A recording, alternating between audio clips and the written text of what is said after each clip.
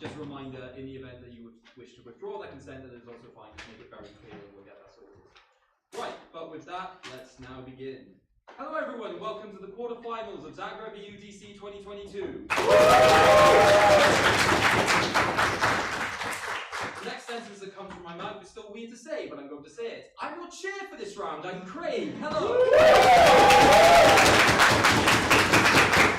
In terms of preferred gender pronouns, I prefer he, although I have a wonderful panel. I would like it to address this as a whole. Judging with me from left to right, we have Yashai, Kat, Chickpeas, Camila. Rook. Wonderful. So now we're just going for the teams, ask for your speaking order, and give you the opportunity to introduce yourselves if you so wish. So in opening government, we have Trivium B.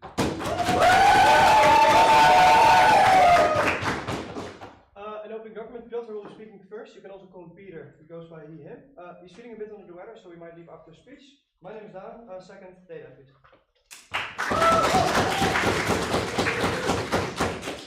In opening opposition, we have Oxford C.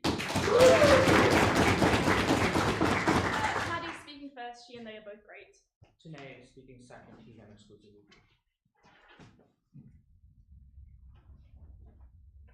In closing government, we have LSEA. Speaking first is Matt, I use their pronouns. Second, Ahmed, no preference. And finally, in closing opposition, we have Oxford B. Patrick speaking first, Samuel second, fewer days, fine for both. Fantastic. Standing orders are, as they have been for this entire tournament. I'll be timing manually, so I will clap at the 1, 6, 7, 7, 15. If you go past that point, obviously we put our things down. Please accept and offer POIs during your speech. It is very important for engagement. I may remind speakers to do this if it is not happening for whatever reason. I'm not just singling you out specifically. But with that, unless there are any pressing questions or concerns, in that case, I welcome you to today's debate. I'd now like to invite the PM.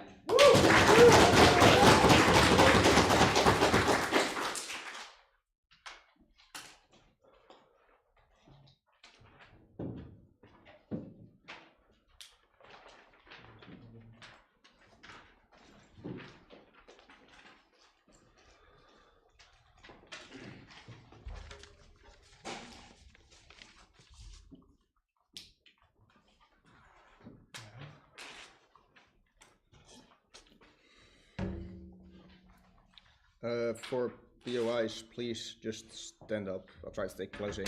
Don't interrupt. I'm just going to take a breather.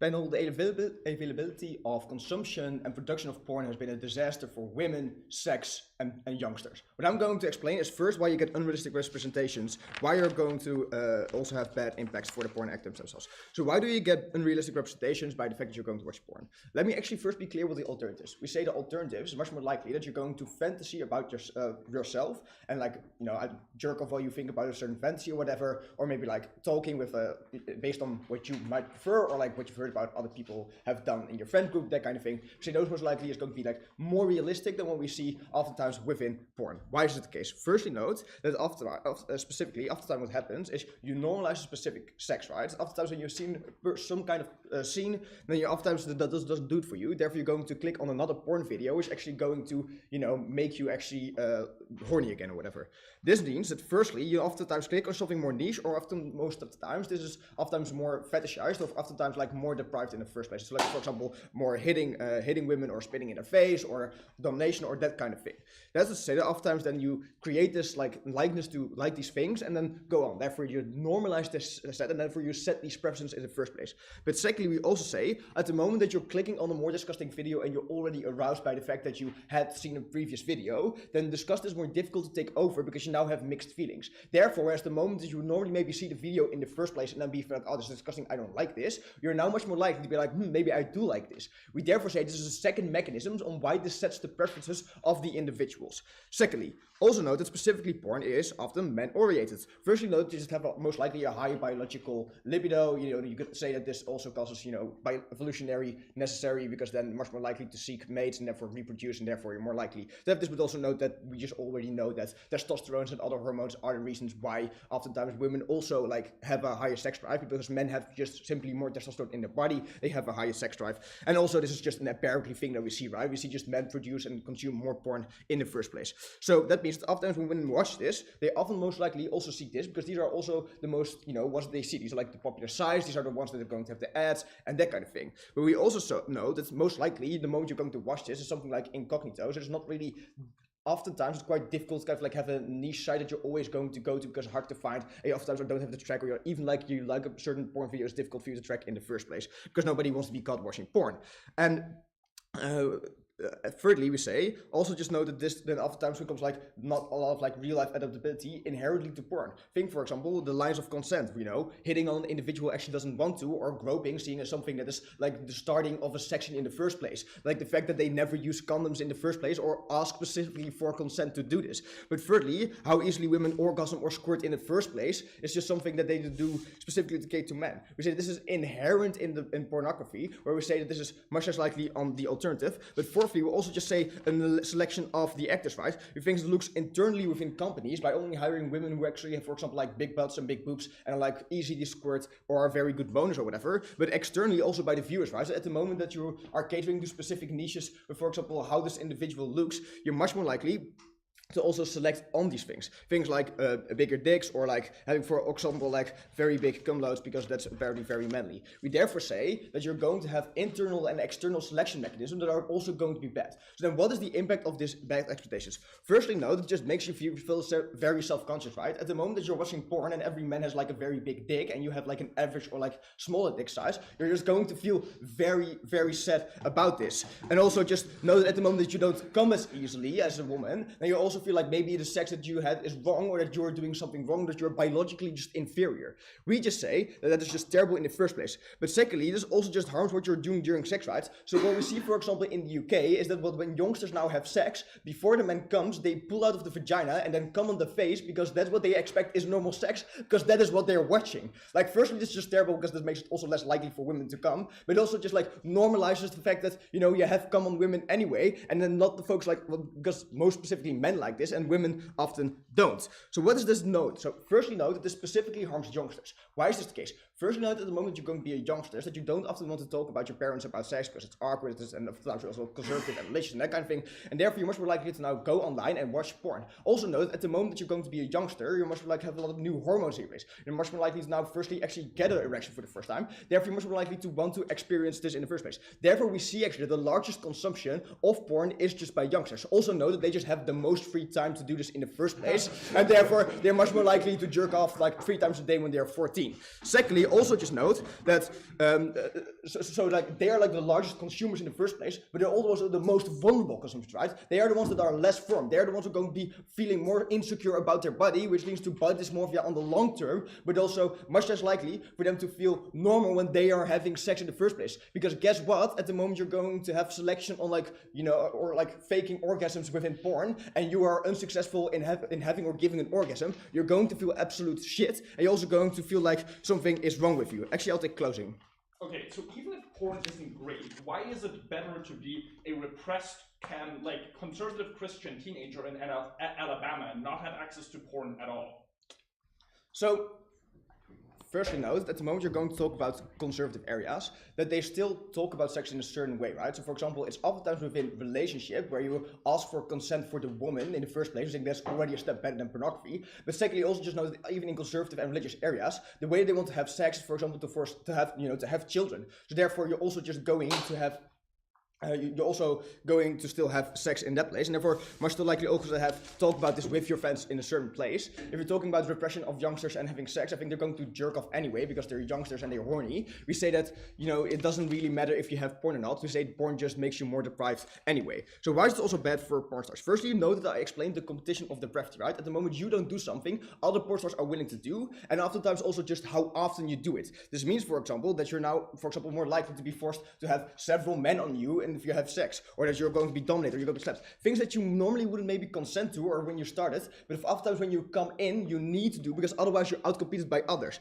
But also know that you often just don't know the consequences, right? Not only is it going to be awkward in family and friend groups, but we also just know that at the moment that you often have no other options, right? Firstly, on the short term, you're much less likely to be hired if you want to be, for example, a teacher, or even just, you know, in a company, because they feel like you're now going to be seen as either deprived, but also that it might have cause tensions within the group. But on the long term, at some point, your like availability of like seen as the like good or able to like be enjoyed watching have sex is also going to, because you're just going to get older, and therefore you're also on the long term unable to get a job, that unable to in this competition, and also in these companies. Therefore, should vote OG.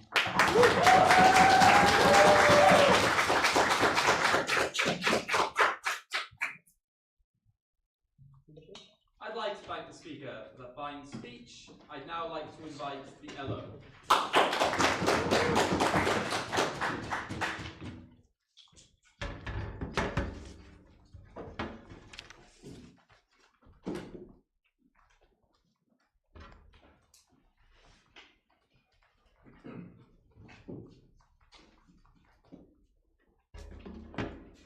Okay, all set? Yeah. Yeah, super duper. I will get started in 3, 2, 1. Okay. From opening up, we prefer a world which is safer for sex workers and gives people access to their preferences in a more effective way. I'm going to do 3 things in this speech. The first is to point out a couple things that I think are problematic with an OG. The second is to talk about how production improves and consequently the welfare of sex workers improves on our side. And the third is to explain why consumption is likely better on opposition. Firstly, to do a couple of things to handle OG. I think the first thing to note is the alternative they propose of, you know, people talking about this and like fantasizing in real life is probably not completely accurate. I think there is still a porn market that exists because people like to watch this kind of thing. It is probably just true that you now watch what is available rather than having increased options because less porn is probably produced. So secondly then, on the unrealistic expectations thing, there's 3 things here. I'm not clear on why this leads to like necessarily worse content firstly. I think the analysis is lacking to explain why. Secondly, it's unclear to me why this is necessarily bad. I think to an extent this shames people with different preferences. I would prefer not necessarily doing this badly and harming people IRL when what they do or want to do is seen as vastly more taboo, etc. Thirdly, I'm not sure why people transpose what they see on screen to real life. This also probably gets vastly worse at the point where the market is smaller.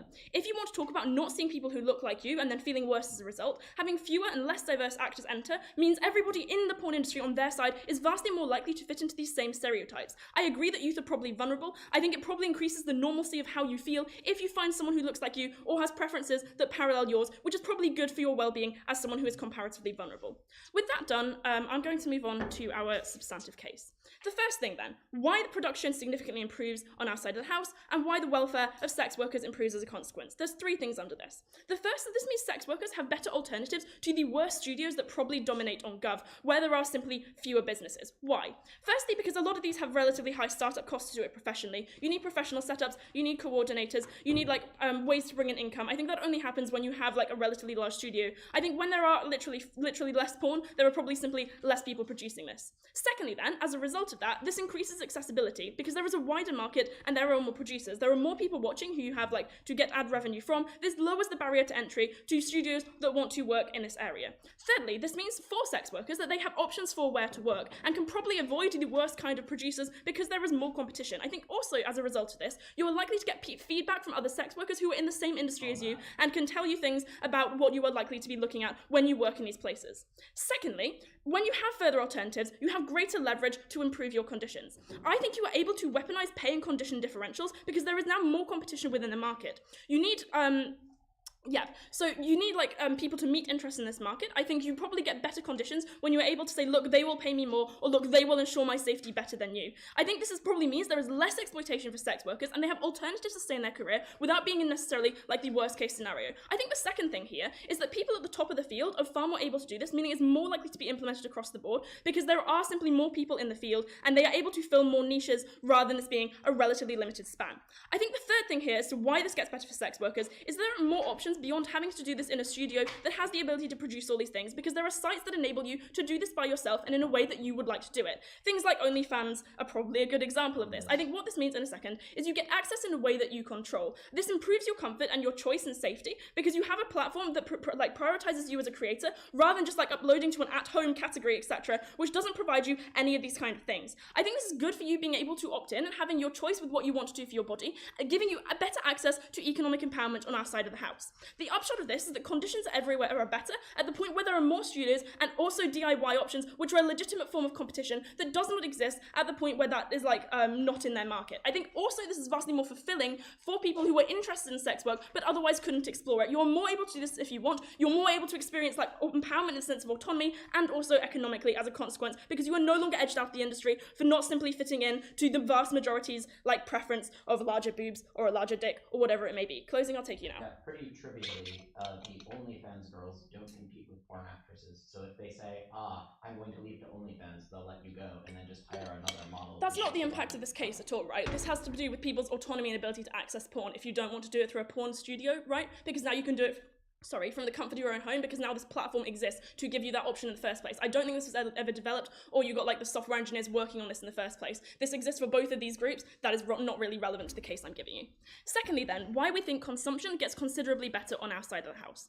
I think the first thing here is that it is good for people to be able to explore preferences in a way that does not shame them and does not represent them in the worst manner possible. I think OG is probably right when they tell you that youth are trying to explore themselves and they are probably a relatively vulnerable group. But I think this gets vastly worse at the point where they have to go to, you know, the deepest, darkest niches of the internet to find anything that interests them, because they are forced to go out of anything that is more mainstream, making them not only feel worse about what might be interested in, but also probably forcing them to think about it in a way that is vastly worse. I think when things are produced far more, you probably get more good production of this kind of content, because it is happening in a way that is more checked for all the mechanisms I've just given you as to how production improves. I think what this means is that you get a better choice to access the kinds of things that you're interested in and explore it in a safer way so you understand what this realistically looks like, okay? So the impacts of this, I think, are largely twofold. The first thing here is that I think it is okay for people to get sexual pleasure. This is something that is fun for most people. I imagine most people in this debate have watched porn and are now not unemployed like OG tells you.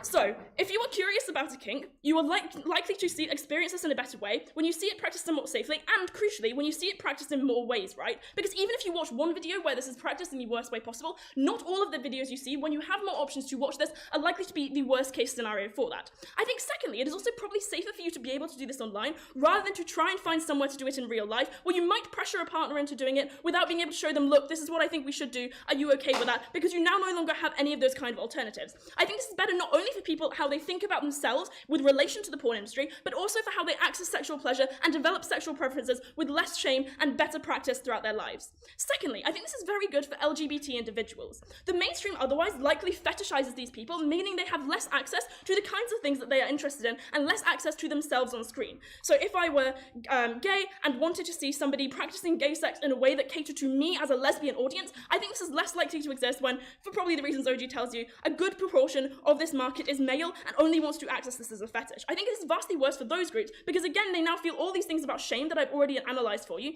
but also because representation is good to legitimise who you are and demonstrate also to you how to practice safe sex in these variety of manners. So what is the upshot of all of this? I think only in opposition do you get a world where this is better for sex workers who not only have more autonomy by virtue of being able to choose between options, but also safer conditions and a better ability to opt into the market in the way that they wish to. Whether you want to choose a traditional route or whether you want to do something like OnlyFans, this only exists in opposition. Secondly, it is vastly better for vulnerable audiences who can now explore their preferences in a better way that ensures they have better future development and also find better representation for the people who they are. For all these reasons, please vote for better conditions, please vote for better exploration. Thank you, OO.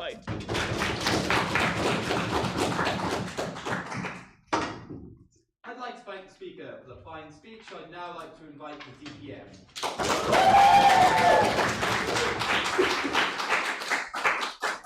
Does someone perhaps have some water? I might end.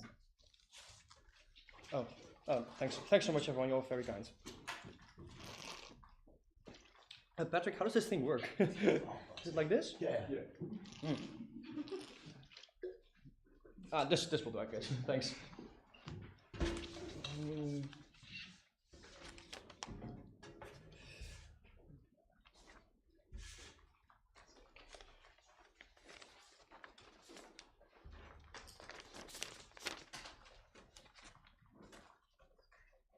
This table is not Trivium friendly.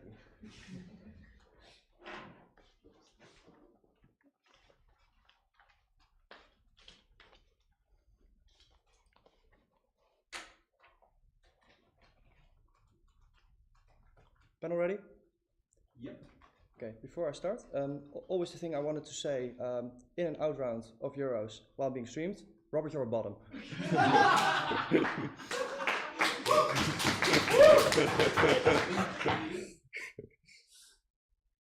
Cool. 2 points of weighing before I'm gonna go into the depth of the case. The first is, I think that our Piotr's analysis is already much above opening opposition at the moment that we frankly talk about a way larger group in the sex industry. Note that the industry that opening opposition talks about are the people that are already settled within that industry. Note that we talk to you about how that industry massively increases, how there are very many people that are not consenting to go into that, not knowing what they go into it, are prone to revenge porn, and their lives are being over. We think that that is a large better group that vastly outweighs any condition that opening opposition can increase in any way, shape, or form. But secondly, we tell you, well, in some cases they may be right. There may be some companies that are good. Some companies are maybe benevolent, some are very bad. We think on our side we are more likely, more times right, simply for the case that we think that the larger industries are likely to be scrutinized a lot more. They have an incentive to keep their stars on board, to make sure that they not get STDs. And their side of the house is basically you're competing with so many others, you're having amateurs in there. Basically for them it's 10 others, where we are going for the actual professionals that people like. On the counterfactual, I think that opening up position, well, maybe they're kind of right that some porn will exist on their side of the house. Let me characterize it to you. Where did it came from in the first place, this massive increase? Know that this went inherently with the growth of the internet. Know that on the our side of the house, the porn that you would see would likely something that you hire at a videotheque or something, because it is available, but a lot less available. Also, when going into the industry, you're less likely to make a video of yourself and get it somewhere out there, because you have some industry in between that. That is to say a couple things. Firstly, I think you're just less likely to go for the videotheque and say, hey, I want to watch porn. I think there's a kind of shame on that. I think that's very less likely to happen on their side of the house. And secondly, we tell you on the counterfactual, we are likely to have way more communication on that, because there is way less of a homogeneous idea of porn. We think that's way less female friendly. We think that when you have sex with a person at the beginning, it's clumsy as fuck. Then you need to talk about what the preferences are, instead of knowing this is what sex looks like. This is the only way in which it's realistically done. We think that that's a lot better on our side of the house. Let's talk about the LO. They take a couple of things. Firstly, they talk about sex workers. Firstly, I already outlined that big corporations are likely to treat them a lot better at the moment that they have an incentive to keep under their side, at the moment that they're professionals. Not yet. Secondly, we tell you small studios massively compete and they have to cut costs on safety. At the moment they can get them somewhere, they have to do it there. But also note that the porn that they are standing for is not inherently going with a bigger corporation. It can also just be a man with a mustache on the street says, I'm going to make a star out of you, and then he lures you into it. Craig, you're laughing. This is literally happening, where people are lured into it in a very terrible way, and there's simply no scrutiny whatsoever. We think under their side of the house this is very unlikely to happen, because they're less likely to sell it to the market, as they have to prove that their stars were voluntarily going into it. Under their side, you put it on the internet, there's an ad paying for you, and you already make a revenue. We think that's a lot worse under them. But then they say, but there's communication between sex workers. What do sex workers use? Fake names. It is very hard for them to actually communicate with each other, especially at the moment that there are already clauses in their contract. They might lose their job for it. It's just very unlikely that they do, exactly for the information asymmetry that opening opposition themselves talks about. Cool. On weighing then, I think it's basically on scale, because we tell you that we talk about way more than the conventional sex workers. They are way more actually going into that, because it's frankly easy to lure them into it. On positive material on our side of the house, where do I lead that? On the producers. We tell you in our side of the house, their side of the house, you don't know what you opt into. You may be forced to it, or implicitly forced by your partner, in terms of they're very interested in it. You may be less, but you don't want to jeopardize your relationship for it, so you opt into it. Note that you're frankly unsure what is going to happen. Note that this also extends to revenge porn. Guys, a girl at my school literally had to move to Belgium because a video of her was leaked out. None of this would have happened under their side of the house. We think that is incredibly detrimental because it's people that never wanted to do this in the first place, but were forced into a most toxic industry where people shame her when she's simply bullied for the rest of her days, when she cannot find a job. We think that fucks over the lives of these people who never opted into it. Even if they improve conditions, and the conditions may be less on our side of the house, we're fine with that because they at least have consenting people going into the industry rather than people who are fucked into it and basically have no sense in it at all. Once on the internet is always on the internet. We think that that's terrible. Then they say, LGBT plus people, 3 areas of responses. 1, LGBT plus people have lots of other alternatives. Know that you can still can still access a parade, you can still talk with others, you can still watch read kind of blogs, still read lived experience. That's always better. Secondly, massive self-selection. In order for you to click on gay porn in the first place, you already have to be like, I may be that. But thirdly, it's actively worse on their side of the house. Basically, because when you're debating whether you may be gay or not, then watching porn is the worst possible option. If you see, in the words of a good friend of mine, a bear sodomizing a twink, we think that's scary as fuck for you, because you think that that's apparently what gay sex looks like. That's not something you can actually live up to that with. We think that their side of the house, they actively scare people away rather than luring it into them. But they say then, oh, but there's a super diverse version. And that's what's going to go in the bulk of our case before Samuel. Is porn necessarily bad in all situations, or do studios in the status quo just do it in a bad way under your side? You're defending the status quo. Cool, let's go. We think that basically consumption is always also a lot less under their side of the house. So firstly, what we tell you, is you have a very wrong image of sex, and it's very male-oriented. Opening opposition and closing opposition, I think I still need a paper, both say on this then, but then you get in touch with sex in the first place. We think our side is a lot better. 1, you can still access blogs, all those kind of things, what I previously talked about. But note that at the moment you've never watched sex before, that someone explaining you what sex is already arousing as fuck, whereas under their side of the house, you're likely to actually go into the more extreme kinds of porn. Exactly for the analysis, bless you, Piotr gives to you, namely, that at the moment that you're watching porn, that it's very easy for you to normalize it. At the moment that you watch it one day, and you watch it another day, then at some point, it's just a very normal thing for you to just see a penis going into a vagina. At the moment that you're watching this and you want to get aroused another time, then you need to go for the more extreme porn. This is the exact reason why the extreme porn is likely now already be the most watched kind of porn, which we think is super terrible. Why is it so bad? 1, because porn gets more extreme over time. The new industries are now competing to cater to those niches, to make it like very terrible, to make it super unconsensual, to make it safe vaginas, very large dicks. We think that this is just very hard. We think that at the moment your preferences become more extreme. I disagree with Ello that this is shaming. Note that you're harming others in a non-consensual way. Note that when you're a youngster and this is the only thing that you're seeing, you're likely to take this over because this is the view you have with sex at the moment that you simply didn't have any other, at the moment that sex education is just less interesting for them. The impact is just that we get very unrealistic expectations. We think that man gets insecure about it. Therefore, the diversity of porn is just bullshit, because under their side of the house, the most diverse porn is also the most toxic porn, with men spitting women in the faces, with men pumping 20 seconds like Ahmed and ask did you come 10 times?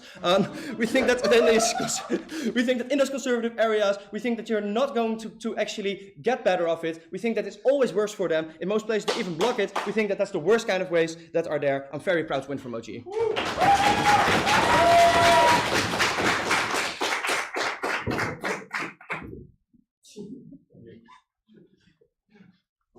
Just checking, you cool?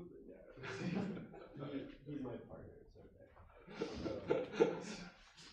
Okay, I'd like to thank the speaker for that fine speech. I'd now like to invite the dialogue.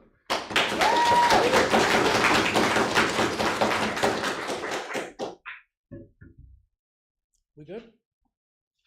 Yep, just finishing the room. All right. Whenever you're ready.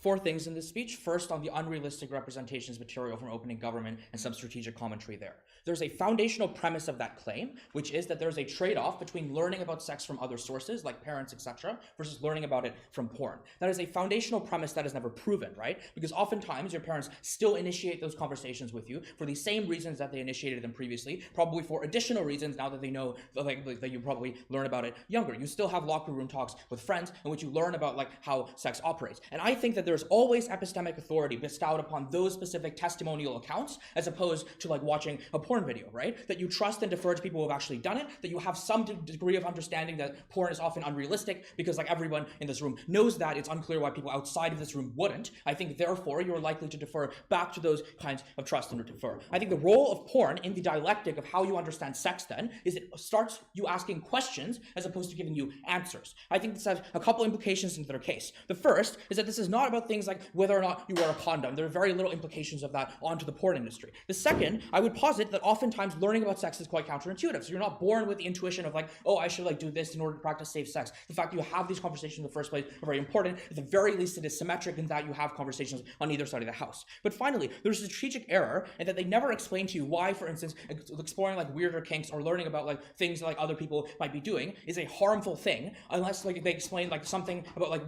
women being coerced into doing it, but that is never fully mechanized to the extent that they explain why you don't just opt out, why like the fact that you see more porn and the things that Maddie tells you just also just very much applies to women as well, right? Because you see alternatives to like how sex could operate. It means that instead of like founding your like, conception of how sex works based on one partner, you do it based off like a porn that you access. I think that's far better. So they don't prove a foundational premise. They don't impact that argument. They're out on that basis. Second, let's talk about sexually repressive societies. I thank you for POIing that. Let's burn your case. All right. I think the framing of this is that large amounts of the world live in these sexually repressive societies, but they can often access porn through things like VPNs. Oftentimes it is just like free to access on the internet. I think the Middle East is a very good example of this. There are two implications of this in the debate. The first is like first order access to this industry, where the counterfactual on their side of the house is that you only learn about sex through extremely patriarchal norms. But in many cases, you don't learn about sex at all. You don't learn that it is like possible, for instance, to be gay. You don't learn like how that can be pleasurable, right? The weighing here then is that the comparative is not talking in the locker room, but rather it is not learning about this at all. I think at that point, when Maddie tells you about how you learn about sex in the first place through this, how you feel more comfortable in your own skin, in your own identity, and how you're able to explore that is incredibly important, right? Second implication, I think there are often norm shifts that exist, whereby when you are like grow older and you are able to sexually experiment, when for instance you have ability to go to like underground clubs and things of this nature, you are far more likely to do that on our side when you understand that this is something that is like normalized in your society, not because you're able to see people do this on the internet, right? Let me explain why this works even under the worst characterizations of opening government. The first characterization they tell you is fetishization. Like, guys, you can't vote on this because they just say the word and never explain like what precisely is bad about that, right? I think that when you enjoy watching, for instance, like a woman on woman action, you then legitimize that as an identity that exists, right? You believe at the very least that this is not something that people should be like stoned to death for. You believe that these attitudes are able to shift over time. So even if it is that you are quote unquote fetishizing them in the sense that you believe that like they are doing this and that you are deriving pleasure from it, it is deeply unclear as to what precisely in that course of action is problematic. Please don't fill in the gaps in their analysis for them. The second characterization they give you is incredibly patriarchal societies. But I would note that casual sex, things like exploring LGBT identities, etc., are inherently counter-patriarchal under the system. That even if like men have the power in these situations, the fact that you still see women going out and like having casual hookups, exploring their own sexuality is deeply important in societies where often men were able to do that anyway, but women were not. So I think on our side of the house, you get far more access for women there. Let's thirdly talk about like conditions improving for sex workers. I think the responses they give to Maddie are not like particularly good. I never think responses to Maddie are good because Maddie is brilliant. Let's go through and explain the competition mechanism we suggest. What we told you is that competition was larger, there were larger markets, and there's more transparency. And no opening government, it wasn't about like whether you use a fake name, it was about things like online communities of sex workers that were much larger now, that were normalized, you're able to find things like subreddit. It was about communicating within workplaces that were often much larger. It was things like reading articles on the internet and learning about how sex work operates elsewhere in the world, learning about norms that perhaps were violated for yourself, right? I think first, like on OnlyFans, right? The fact that you have more producers and discussion is inherently good. There's also competition between these platforms, which means the platforms need to improve in order to best facilitate that. I'll take the POI actually. Trivially, competition means that the supply of sex workers is higher and the minimum wages required by each platform to pay those sex workers are lower. OnlyFans girls have large numbers of other opportunities to make income. People who are path dependent on going into the sex industry do not. You cut their wages massively and leave them way more vulnerable. Everything is like trivial for you, isn't it? Like let's just like think about this, right? Like there are more people who like enter the porn. These are more people who can enter the porn industry. There are also more people who consume porn by a couple orders of magnitude, right? I don't see why the fact that supply is increased necessarily dictates that demand is fixed, right? But moreover, they tell you at opening government that you just replace them with someone else. But scouting and things of that nature were like the paradigmatic version of like a normal like porn studio, right? That they go on the street and say, hey, do you want to do porn? That exists on their side of the house, right? Now that girl is at least probably going to be familiar with what that entails and probably going to think twice before doing that if it's not something that they want. The difference is the opportunities to actually do sex work, right? When you have more options, you're able to negotiate far better, right? And then they tell you you cut costs, but you also have more revenue. Once again, very unclear as like how that market dynamic functions. Why is this important, right? I think first, people often have legitimate reasons that are inescapable for joining like porn industry. Oftentimes the counterfactual, right, to like joining a porn industry is other forms of sex work that people might be even more uncomfortable with, right? For instance, somebody who like does revenge porn against you probably isn't going to change on either side of the house, in that they never link it to like the overall rise in mainstream porn. I still think it is a relatively small portion of the overall porn consumed. I think there are good regulations that mitigate this argument. For instance, like Pornhub removing anything that was not verified on their platform. The second thing, I think, is often the fact that you have more sex workers mean there are more people earning money off of sex work. Those incredibly proximate to their material needs that you're able to fulfill. Even if like you think it's icky, I think that's fine. The fact that they are able to, in many cases, opt into that and choose the kind of sex work that they want to do far better on their side of the house means that they are able to make money they otherwise wouldn't. Finally, let's talk about happiness and sexual pleasure. This is fucking massive on scale, right? Because they are unable to prove that actual sex is like the only like actual objective that you need to reach. The fact that like far more people are able to do like masturbation more frequently means I think this is an incredibly beneficial thing in and of itself, the sexual pleasure you gain from that. But moreover, the fact that for LGBT people, sex was often incredibly inaccessible. They say you go to the Pride Parade. Like, guys, it's categorically different to see sex and perform in front of you. Then they say, oh, but fetishization occurs, and then you get like really weird like man on bear or something like that. But I think by their own characterization, the market solves for this, right? Because you start with like pretty moderate porn, you then see if you want to go into something different. So the fact that like the first page that you see, per their own characterization, is pretty standard pornography, means that you access this. Very unclear as to why you get this extremism on their side. Very proud to propose.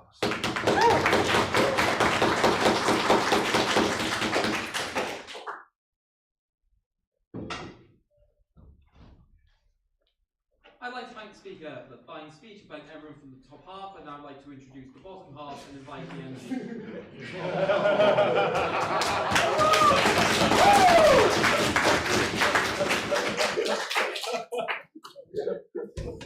People are disgusting.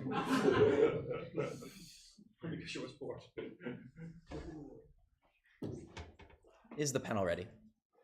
Great. Yeah. Starting in 3, 2, 1.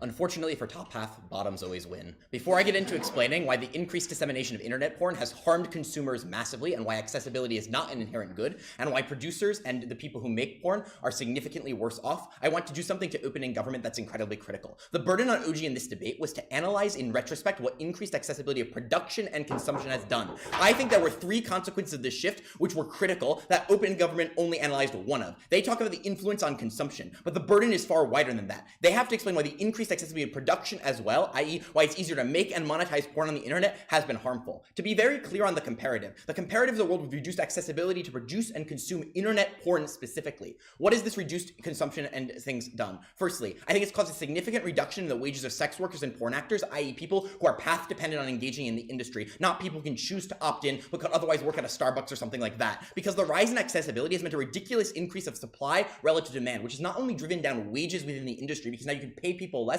relative to the amount that they would otherwise make insofar as the supply is far greater, but also it means that there are multiple atomized platforms. So now each individual platform makes less money off of each individual video they make, and the incredible saturation of amateur porn and different videos in the market means there's far more of it. Tanai's flippant response to this is, but now there's more revenue as well because there's increased supply. No, there are less concentrated platforms because now you have multiple different competitors to OnlyFans and competitors to those competitors, which means that each individual market is making far less for each thing. So you divide the platforms up rather than congeal them. But secondly, they made it significantly harder to regulate the porn industry. Note that on either side, there are symmetric incentives to regulate this industry, and I posit it would be better on our side. Why? Firstly, note that the proliferation of online discourse around the liberalization of workforce contracts, feminist movement, and so on and so forth, things like Me Too, is all symmetric. This still arises. There's still a lot of political capital engaged in this. But secondly, what they've done on their side is separated the makers of porn from the distributors, i.e. porn studios make stuff and upload it to Pornhub, rather than Playboy owning the magazine, but also the production studios. This means multiple expenditures in terms of both time, money, and political capital to regulate out each individual thing. But even more perniciously, it means you have far less negotiating power in contracts because the wages are down to a significantly greater extent. This flips Maddie, which means that insofar as they have to pay you less per these things, you can't bargain as much and you can't threaten, I'm going to leave and go to another company to get a higher wage. Insofar as the saturation of the market means everybody's getting paid to a significantly greater degree. But thirdly, more atomized companies means it's harder for sex workers to collectivize, right? When you're on an OnlyFans, you are zero sum, right? Because your profit comes at the exact expense of another thing. So if you're a furry content creator on OnlyFans, you're competing with all the other furry content creators and you can't make a lot of money off of that. What that then means is that the comparative is when you're within one company, you can unionize because the struggles are the same rather than different. Finally, internet porn uses VPNs. It's easier to platform really bad porn. I know Pornhub took off a lot of underage porn. However, they failed to do that. It's very, very difficult to regulate it because the proliferation means there's so much more of it. And internet algorithms are very, very hard at identifying these kinds of things. You don't have to do age verification. So it's really, really hard to clean out the worst kinds of abuses on their side. So it's significantly harder to regulate when the comparative is studios do this. The studios are able to be sued, lobbied. There are contracts and lock-in mechanisms. I'm not saying it is perfect. It is comparatively better. Finally, I just think it's far more coercive, right? Because now you have lower barriers of entry. This shifts your cost-benefit calculus at the opt-in point massively. Because if you're a porn actress or an aspiring one, when you have to sign a contract, when you have to go to a studio, and you have to negotiate with a company, there are a significant number of things you have to clear, barriers to clear, in order to be sure you want to do this. The comparative is you have to engage in significantly fewer steps to take a topless selfie, post that on OnlyFans. The thing is, that can have massive professional consequences for your career that you did not properly consent into because the opt-in point is significantly lower. So more people end up doing it without cognizing the consequences. We're finding that fewer people can opt in if they do it better. What does this do to the OO case? On either side, you don't have competition because of the large supply of models and actresses means that it drives that down. But secondly, competition is really, really bad, obviously. And on preference exploration, on either side, people are going to take nudes, send nudes to explore. The liberalization of sex happens on either side. There's a minimal delta there. But there's also a minimal delta on the nudes getting leaked. So OG was kind of uncomparative on that. Two extensions. Why are we better for consumers? Opening up says more people can access porn because of the internet. OG says, you can access it in other ways and that's fine. I actually think this increased accessibility is just bad and really harmful. It's corroded the idea of what people consider good sex and lets people far worse off than the other way to be. And this is where OG falls out of the debate because they do an admirable job of explaining why internet porn might be bad because of psychology of people. But they do not explain why the vehicle of dissemination, i.e. the internet, makes viewing porn really, really bad. Because on either side, sex sells. People engage in exploring sex. They might read magazines. They might engage in still some internet porn, but comparatively less of it. What is this about? It means fewer people see porn as often, the repetition of viewing, the harms of that. Why are there structurally problems with internet porn? Firstly, internet porn sites utilize highly addictive algorithms. They track your preferences via things like cookies and so on, and they show you more and more of the things you want to see. This creates a feedback loop in your mind that keeps people watching. It becomes an easy access point for you to get your daily hit of dopamine to see that and engage with that. But secondly, internet porn is everywhere. On our side of the house, we get the magical fiat to have less of it. On their side, it's embedded in ads on other websites that say things like hot models in your area. It's eye-catching pop-ups and adverts that you click on. It's when you go to a website to try to torrent like EU4 and you end up clicking on like something and then it shows a bunch of porn pops up and you end up being easy to explore that. It means there's easier access points for children to see it at younger and younger ages, so you get very easily lured in. The comparative is you put up a barrier of access. You have to walk into a store, buy a Playboy, or even if it still exists online, it's harder to access. But thirdly, it's relatively easier to access relative to other forms of sexual satisfaction, i.e. seeking out a hookup or a relationship or anything else. What this means is that when you opt out of these kinds of things, there are significant problems. You're more likely to get your like dopamine hit from watching that pornography, less likely to continue to explore it. If you're a lonely person who's socially isolated, you're far more easy to default to the lowest common denominator of accessing pleasure rather than going out and seeking that out. So we lose out on a lot of other people finding sexual fulfillment elsewhere. But finally, it just massively contributes to body image issues, right? Because when you see really good looking men with really sculpted bodies, you can never be that person. For a gorgeous woman with really big body standards, this is incredibly demoralizing. Obviously, you see this elsewhere too, but the comparative is saturation and the specific mechanism of the internet that means it's omnipresent around you. But finally, it crowds out niches. Before I explain the implication of that opening, porn studios have always use scouting to get naive amateurs who don't understand how much they should demand in pay and conditions, who can't find alternative sex work if they're abused. Responded to this already in rebuttal. The comparative is increased regulation happens on either side. It is easier to regulate when there are a few distributors and who are vertically integrated than multiple distributors and no information whatsoever, because those contracts at least provide some, you have none. Moving on. This crowds out niches. Opening opposition's final big impact is you see this elsewhere, and this is really, or you get a lot of niche stuff. Maybe furries get to see these things. The problem is most people want to sell to the mainstream. This means that when you have a massive saturation of internet porn, i.e. it is everywhere, the incentive of the creator is always to appeal to the widest consumer base possible, because you are living paycheck to paycheck on these kinds of things, and you have to do that. So access niches because of the saturation, mainstream niches rise to the top, so it crowds out a lot of those other things. But why are we better for people who want to opt into porn? I think this is a less important argument in the debate, but it's important. Firstly, the income is very, very low because of the large glut of competitors. What that means is you become very dependent on your fans. You have to do what they say or lose out on income. This is another mechanism for the race to the median in these kinds of things. The comparative is if you're just exploring these kinds of things, you can still take topless selfies. You can still explore sex in that manner. You're still likely to do so insofar as society is gradually liberalizing and you're going to engage in that. But secondly, it's actually way less safe. You don't operate under contracts. You have no ability to sue the platform for dispute resolution. But finally, the people who make money on OnlyFans are often people who harm and zero-sum trade-off with actual sex workers who are path dependent on the industry. On our side of the house, those people get more money. You take away that revenue stream at the point where other people could do other things instead. This is an incredibly clear CG win. For the dissemination of the internet mechanisms, incredibly proud to stand in CG.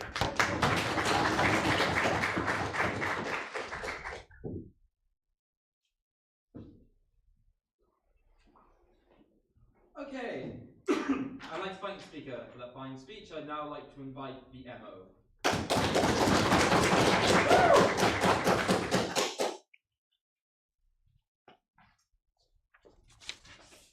I'm going to apologise in advance for my awkwardness about talking about sex. I am English after all.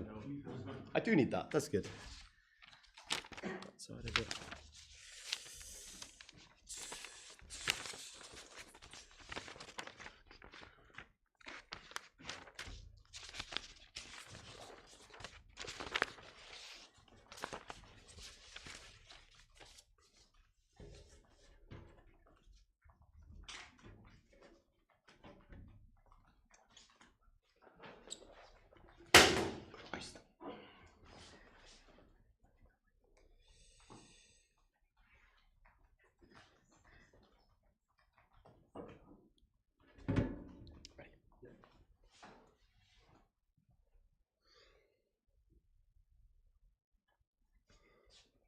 OO's case is twofold. One, all sex self-exploration is about porn, not about increasing accessibility. And so niches were already sought out on either side of the house. That is to say, when they say you're looking to satisfy your niches, these are the exact kinds of people that are exploring their niches on either side. When I don't think I fit into the mainstream, I'm exact kind of person that even when inaccessibility is lower, I'm likely to seek it out. But second of all, they tell us on like developing and previously inaccessible places, like in developing countries, like with repressed LGBTQ+ people. Matt already points out a lot of this on the consumption side. What we specifically do to extend is one, how the type of porn you're likely to do changes. This is why it's a closing debate. And secondly, why you're likely to get teen pregnancies, the most tangible impact in this debate. Therefore, we win it materially. Okay, let's take out OG.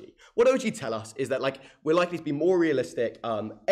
They say, first of all, you're likely to follow their preferences to find depraved niches, but secondly, that women specifically are unable to do this because they're forced to watch the mainstream. Note the internal contradiction there. They either have to suggest that women are likely to follow niches that satisfy women the most, or that no one is likely to just follow their niches at all, and so we get a mainstream moderated debate.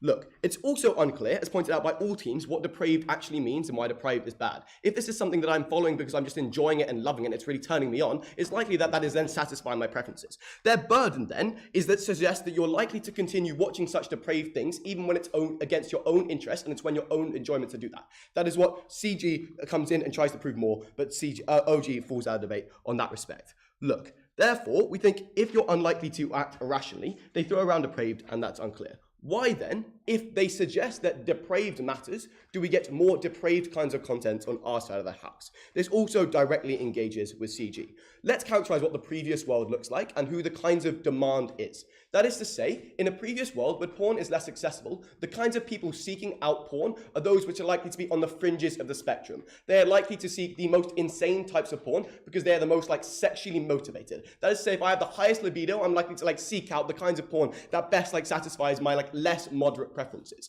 The specific difference and the problem there is suppliers are always satisfying the demand that emerges. Crucially therefore, the incentives of suppliers matter less, the incentives of those demanding matter more, because suppliers are always incentivized to satisfy the demand that they have. When we then increase accessibility, we move towards a more moderate market. That is to say, our characterization here is that the person who is the median individual in this debate that did not watch porn previously tends to have far more moderate preferences than the people actively seeking out the porn in the first place. That is to say, therefore, that the mainstreamist porn is likely to tend more and more towards the median individual who has the median kinds of preferences. Look, secondly, they try and tell us that regulation, this is taking out CG, is able to happen better when you have like previous types of porn. A few reasons why this is not the case. Firstly, it's unclear like what kinds of distribution mechanisms are involving. So we think the comparative is we are on far more mainstream sites, such as like OnlyFans, such as Pornhub, which are just far more able to identify. But second of all, we have increased incentives to regulate. That is to say, when porn is inaccessible, people know about it far less, and it doesn't enter the mainstream political debate. When parents know that their children are watching porn because they know of the amount of sites that are out there, rather than VHS being passing around or some like unclear website or some like little magazine that's like stuffed down the back of their pillow, it is far more clear that your children are watching, engaging with porn, and it's just far more clear that porn is entering the mainstream. This uniquely provides the political capacity, the political incentives to start to engage more effectively and regulate porn and deal with the most egregious stuff that CG likes to claim. One, we have capacity. Two, we have incentives. Look, in all, no, not just yet. In all cases and all other teams, they're likely talking about preferences and why we satisfy preferences. We tell you, typically, sex tends to satisfy lots of preferences, and slightly less satisfaction of preferences is not that significant in this debate. What we tell you uniquely, therefore, that the only tangible impact, if you disregard everything that's happened so far, is teenage preferences. Look, teenagers already have very strong hormonal desires to have sex. That has been proved. If they don't consume porn, they seek an alternative outlet for pursuing the same incentives. That is to say that I have no other avenue to like go like watch something and like jack off in the corner. Rather than that, I now am like more likely to seek to desire and satisfy those preferences in other ways. A few reasons that teenagers just like don't, and we think generally teenagers are unlikely to have information. Why does average porn tend to be somewhat informative within this? We think it teaches basic mechanics. That is to say, I just know what gets someone pregnant. It is unclear, like my great-grandparents didn't have a child for 10 years because they didn't know how to do the deed. And then they went to a doctor and said, think something's wrong. And they said, did you have sex? I don't know what that is. The point is that sometimes you just are unable to know exactly what is getting someone pregnant without these kinds of conversations. But secondly, you're more likely to have the kinds of information that stops you from doing that. That is to say, even if porn isn't using a condom, there's an incentive for Durex to put their advert next to the porn because that is what they know is they're going to increase their demand like that. And secondly, OG tried to tell you that pulling out is a bad thing that you see. You're more likely to know why someone is pulling out when they are pulling out. That is to say, if I'm like identifying people consistently pulling out, I'm like, why is that going on? I might be more likely to look that up. The comparative is I am just going in, not knowing as much, but I have an incentive to have sex on either side of the house. Look, we think the benefits, therefore, are one, we provide a better outlet, and so you are less likely to engage in sex in the first place. But secondly, when you do engage, you are far more able to know how sex works and do a good job. So communication exists, and we preempted you by explaining people watch more porn which feeds in their preference, so they watch more harmful extreme porn. CG repeats this and forget people watch incognito. The problem is I'm unclear what like harmful extreme porn looks like. That is to say, if I'm just seeking to satisfy my preferences and enjoy the porn that I'm watching, they have to prove why you're likely to irrationally continue to pursue something that makes you feel bad about your penis size or bad about something else. To the extent that they don't prove irrationality, it is very hard for them to win on their side. I'd like to tell you a story about an idol of mine known as Tekwe Tan. And he, a while ago, made the very bold and daring decision to reject mech dumping in the favor of strategic strategies. That is to say, don't vote with rep, be more like tech. So proud to oppose.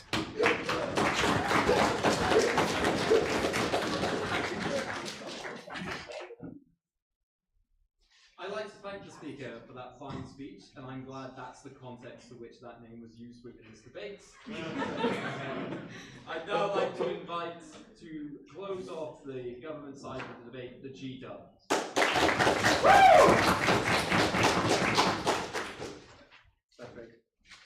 Patrick, the belt, your comment.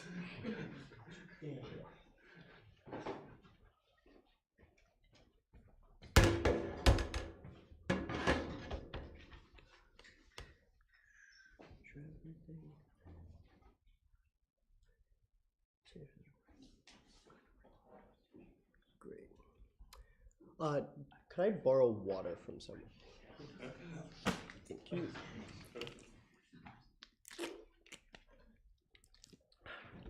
Great. For POIs, I'll let you know when I'm ready. Please don't verbally interrupt. This is being streamed, right? Or recorded? Good. Okay.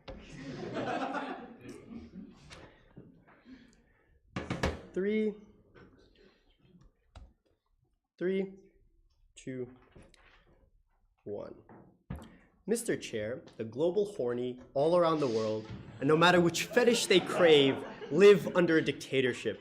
A dictatorship known as the worst alternative. Shackled by unrealistic expectations, caged by inferior orgasms, and manipulated by addictive algorithms. Just as usual, Matt is going to come first in this round, like he usually does, but that's all right, because his extension is really big and beautiful. Great. Let's take out the CO. Firstly, on the race to the median. I don't know why a race to the median is actually a good thing. If anything, this reinforces all of Matt's mechanisms on desensitization. But secondarily, note this would also knife their opening, who says there's a lot of more niches that you could otherwise discover. But if there's a race to the median, I don't know why that's happening. Secondarily, on political incentives to regulate better because parents now see their kids can watch lots of porn online.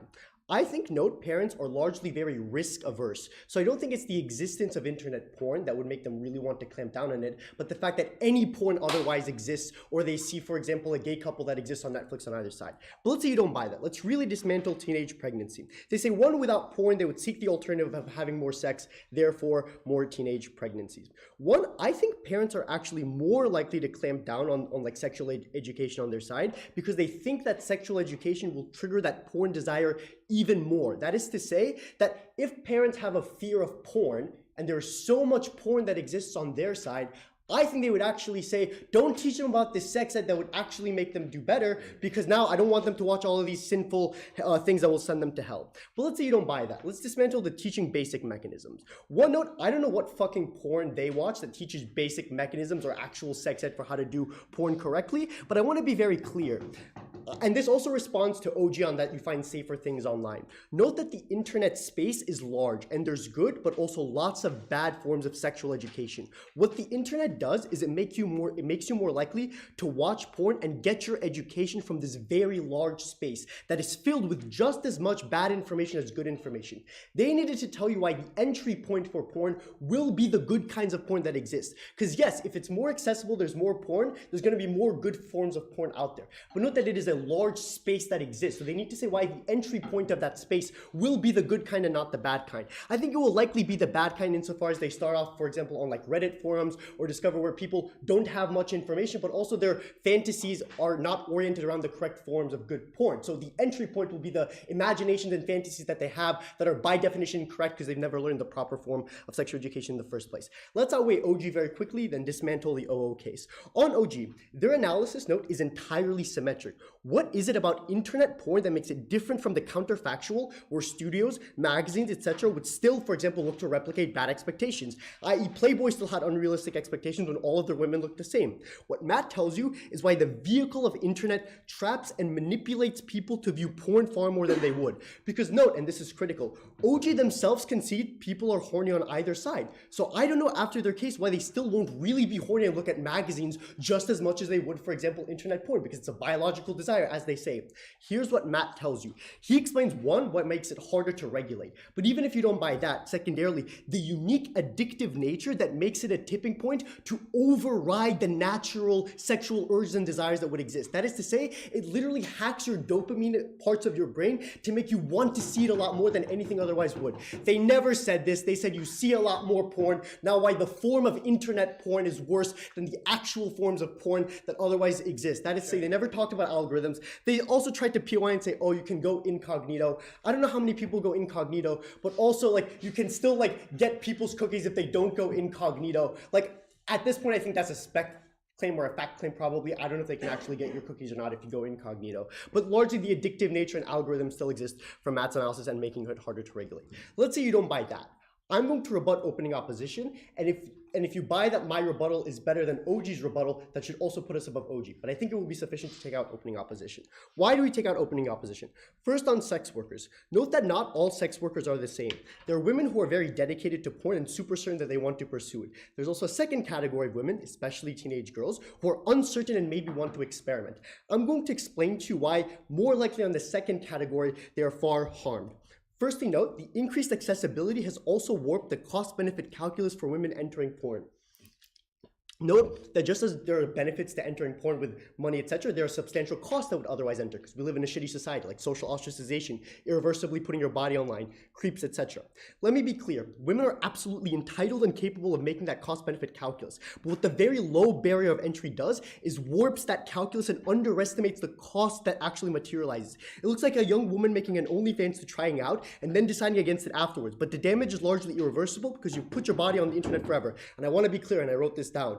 DPM does say this, but the reason we outweigh is because of Matt's analysis for how the internet uniquely lowers that cost-benefit calculus and creates a much larger market for more people to actually enter that in the first place. Because after OG, I don't know why it's any different than the status quo. The implication is that it is obvious that lower barriers of entry would make making porn easier to make money for more women. That's not a question in this debate. The real question is whether the increased accessibility is worth the increased likelihood of the subsequent cost. The reason why you don't outweigh the subsequent cost is because they're largely irreversible. Even if they make comparatively less money on their side, you can still make more videos and make another or do another like studio session and make more money. You can never, if you have that regret, take your body off of the internet because the person has your body now in their hand. So we outweigh on that. Oh, quick. Regulation in the status quo is ridiculously insufficient, and it gets worse when they are ostracized. Giving sex workers agency is the most robust mechanism for their welfare. Great, I can engage with the regulation right now.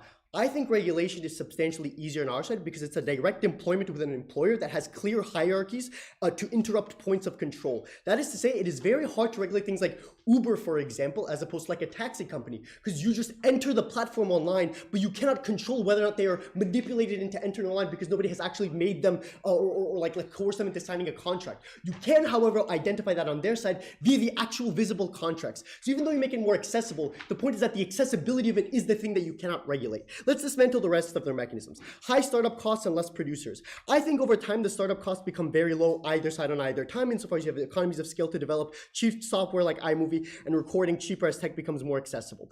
On the consumption side, and this is a critical weighing, sexual pleasure is valuable, but note there's different kinds of sexual pleasure and pleasure in general. When people watch a lot more porn, their literal dopamine levels are hacked and they feel like shit more often. The comparative on OO is you have more places to orgasm, more opportunities to orgasm. But the increased accessibility of the orgasm makes the rest of your orgasms feel worse and makes your non-orgasm life feel even shittier because you can never compare every moment of your life that you're not orgasming to the orgasm. Come on, guys. Give it to CG.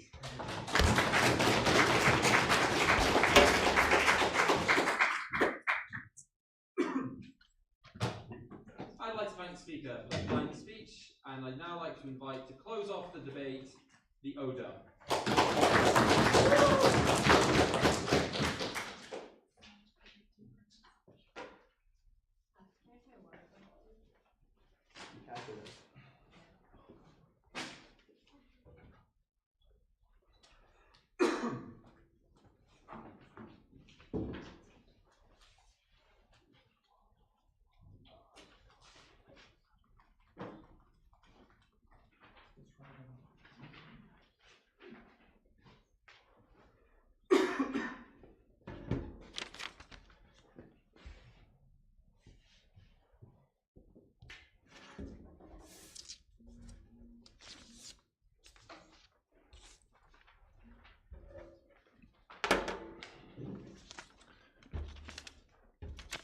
Sorry, 1 second.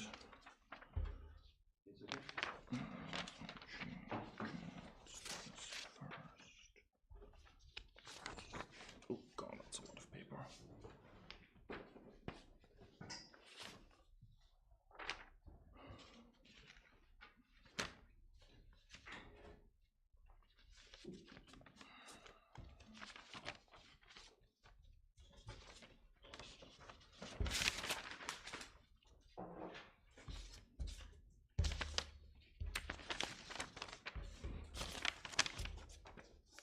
And okay, so here we go.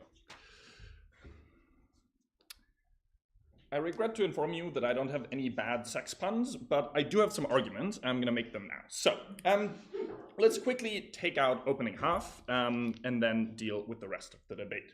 I think so. Let's start with what opening government gives us, because I think the important thing is opening government's case implicitly is pretty much only ever about why porn in itself is bad. They don't show you why this increasing trend is something that matters. What Patrick specifically gives you, as the one team in the debate is why the increased consumption of porn changes the kind of porn that gets consumed. So on OG's own metric, we have better porn on our side that is consumed by more people, which creates less harm overall. What is the analysis he gave you for this? So specifically, I think what OG forgets is that like porn is still a demand-driven market, e.g., they never explain to you why you would click on a porn video you don't find interesting. If porn is like mean and degrading and you're not mean and degrading, why the fuck would you watch it? I don't get that. What we tell you, on the other hand, is that probably, like in society, people exist on a spectrum of being fairly vanilla to being horribly depraved. And on government side, mostly horribly depraved people watch porn. So the porn that gets produced is horribly depraved. Under our side, by virtue of the motion itself, consumption is a larger share of society. So the median consumer has less insane preferences, and the median consumer therefore demands more moderate porn. As a result, studios want to respond to this because they want to make money and will make more moderate porn. I think this already deals with the OG mechanism in itself. They do give us like one reason that they tell you that like porn sites want you to click on more hardcore videos, but I just don't understand why. Like if you're not into hardcore stuff, then you won't click on it because it's not interesting to you. Okay, what else do they give us? They tell us that like small studios compete more with each other or something. This is something that like all three other teams in the debate do, where they talk about competition. Note, this is outside of the debate completely. Why? Because the motion is simply about a market becoming larger. It does not presume anything about the concentration of companies within that market. Let's quickly talk about empirics for a second. The biggest porn website currently on the internet, Pornhub, is owned by the company MindGeek, which also owns all of the major porn production studios. It is in fact a massively monopolistically vertically integrated industry.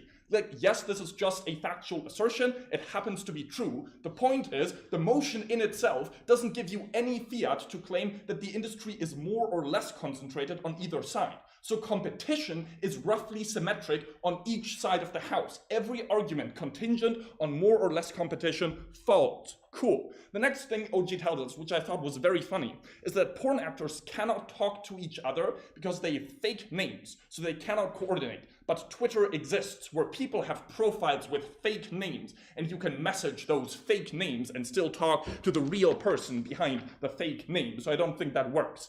Next thing is revenge porn exists. Like, yes, that's bad, but that's roughly symmetric. Like, I think bad boyfriends are bad on either side of the house, and they upload things to the internet on either side of the house. Cool. So, ultimately, we already take it over them because we specifically show that porn companies don't have an inherent incentive to make bad porn. They make the porn that consumers consume. We show you why the median consumer changes, therefore better porn is produced, therefore we already win. Let's quickly weigh our case against what opening opposition bring, because they bring 3 good points, which I think just slightly fall below what Patrick gives you. The first stuff is they give us about porn in the Middle East. And I think that's fair. That probably to some extent contributes to people becoming more liberal. It's just unclear to me why decades of conditioning from a deeply patriarchal and religious society can be overcome by jacking off a bit on Pornhub. The second thing they tell us is about niches. And I think it's great if LGBT people get more porn, but it's also unclear why these aren't the people that already would have consumed porn to begin with, because if I know my whole life that I'm kind of different from other people, maybe I'm more likely to seek out that kind of stuff on the internet anyway. The last stuff is all of their mechanisms on why the porn industry gets better are contingent on competition, which, as I've already explained with all the gov teams, just falls out of the debate unless you can conclusively show that competition meaningfully increases or decreases in the market, which no one does, because all the teams just said either you have more studios, but it's unclear how concentrated the studios are. So, cool. Now let's deal with CG, because they claim that they have a point on competition, but they don't. So, what CG tells us is that it is now easier to enter the market as a sex worker, thereby you get an oversupply of sex workers. This is true to an extent, but it is also true that the amount of porn consumers increased. they never tell you why this is disproportionate to the increase in porn consumption. Like, yes, they state it, but all their mechanisms are saying that there's different OnlyFans which compete with each other. But this just has no analytical bearing on how many people consume porn. Like, this just increases. You also have more competition between different OnlyFans competitors, but like, this does not show at all why there's an asymmetry in why one increases more than the other. It just shows that there's two OnlyFans. Like, congrats, but that doesn't do anything. Cool. The next thing they tell us is that regulation happens more on their side because there's like less vertical integration. I've already dealt with the empirics. Like, empirically, this just isn't true, and because they haven't proven to you that like competition is actually increasing, they also don't get that. I'll now take opening. Could you be the first speaker to stop strawmanning us and meaningfully deal with the comparative of internet porn, which is what counts for the rise of spreading revenge porn, giving access to more hardcore porn to keep your rise, please? The debate is not no internet porn versus internet porn, it's more internet porn versus less internet porn. Revenge porn still happens, cool. OG talks a bit about underage porn. I think like pedophiles regrettably exist on both sides of the house. I think they probably upload underage porn on both sides of the house. That is sad, but true. Yeah, cool. So, the last thing they tell us is that porn, like internet porn, is uniquely addictive.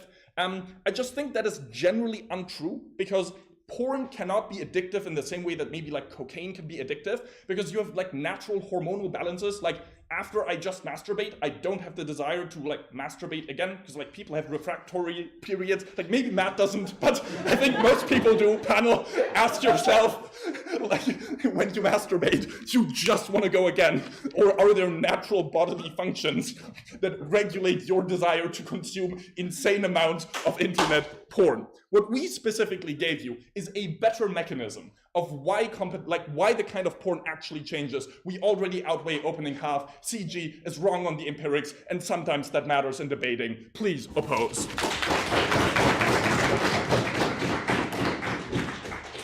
I'd like to thank the speaker for the fine speech, thank everyone for the speeches as a whole. One last round of applause for our quarterfinals.